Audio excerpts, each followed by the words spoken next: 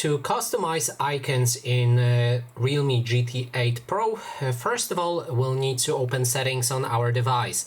Next step is to select home screen, lock screen and style, and after that we can scroll down to the icons right here.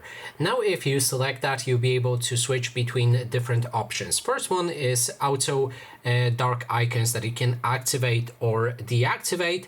And this will apply the dark theme for your icons if it's enabled. Then we have the Art Plus icons, which will change some of the icons, not all, for the apps, and they will have a different style. So you can enable or disable that. You can see the preview on the top. There's also option to adjust the icon size.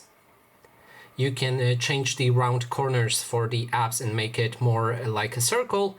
And also on the top you can switch between different themes for your icons. There's the transparent option, flux option, there's also radiance and plenty more. And some of them will also offer you different options for customizations. So when you're done with the customization, click on apply and those new icons will be applied to your phone.